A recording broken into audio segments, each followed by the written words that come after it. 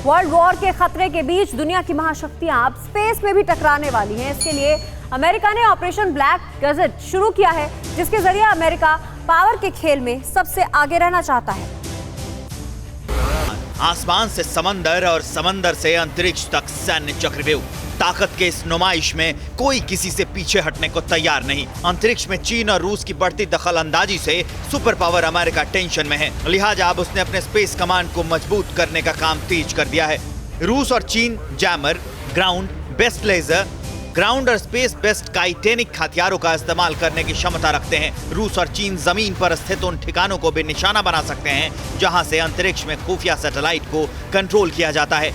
बड़े खतरे को देखते हुए अब अमेरिका ने अपनी तैयारियों को धार देना शुरू कर दिया है। यूएस स्पेस कमांड के मेजर जनरल टिम लॉसन के मुताबिक हम जल्द ही स्पेस में अपनी ताकत को बढ़ाने के लिए कुछ बड़े ऐलान करने वाले हैं। उन्होंने कहा कि नई क्षमताएं दुश्मनों से पैदा होने वाले खतरों को कम करेंगी।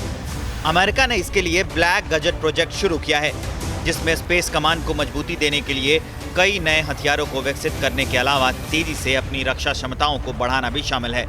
दरअसल चीन ने पहले ही एंटी सैटेलाइट मिसाइल का परीक्षण कर लिया है। वहीं रूस ने तो ऑन ऑर्बिट सिस्टम तैनात किए हैं जो अमेरिकी उपग्रहों को कभी भी निशाना बना सकते हैं। हालांकि अमेरिका के पास दुनिया में सबसे ज्यादा खोजी सैटेलाइट हैं जो दुनिया भर के देशों की जासूसी के साथ खुफिया सूचनाएं इकट्ठा करते हैं। अगर इन्हें चीन या रूस में से किसी भी एक देश ने नष्ट कर दिया तो अमेरिका को युद्ध में अंधों की तरह लड़ाई करनी होगी, क्योंकि उसके पास खुफिया सूचनाएं आने में परेशानी होगी और पावर टशन में उसे बैकफुट पर आना होगा।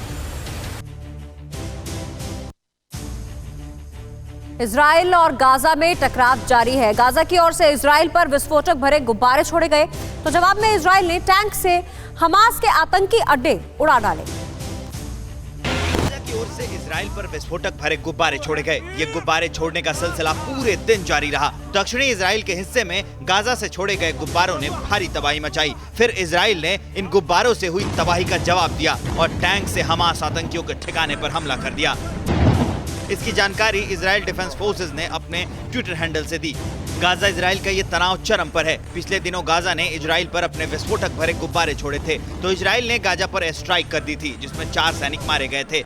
उसके पहले भी इजराइल ने गाजा पट्टी के चरमपंथी संगठन हमास के आतंकी ठिकानों पर हवाई हमले किए थे। इजरायली सेना ने साफ कहा था कि हमले में आतंकी घटनाओं के लिए जिम्मेदार हमास का एक अहम मिलिट्री इलाका भी शामिल है। हालांकि इजराइल और गाजा दोनों की ही ओर से घायलों की संख्या जारी नहीं की गई थी, लेकिन इजरायली सेना ने गाजा को खुली चेतावनी दे दी है कि अगर इजराइल के नागरिकों के खिलाफ किसी भी तरह की आतंकी गतिविधियां हुई तो हमास को बुरा अंजाम भुगतना होगा। आपको इस युद्ध के पीछे की कहानी भी बता देते हैं। दरअसल हमास के 2007 में गाजा पर नियंत्रण के बाद अब तक इजराइल और गाजा के बीच 3 बड़े युद्ध और कई छिटपुट झड़पें हो चुकी हैं। पिछले कुछ दिनों से गाजा की तरफ से भेजे गए विस्फोटक गुब्बारों से अगल बगल के इलाकों में खेती करने वाली जमीन भी तबाह हो गई है। इजराइल और गाजा की ओर से हो रहा ये युद्ध कब थमेगा कुछ पता नहीं। ये हिंसा कब खत्म होगी कोई अंदाजा नहीं। परवाह देश की, सोमवार से शुक्रवार रात 10 बजे TV9 भारतवर्ष पर।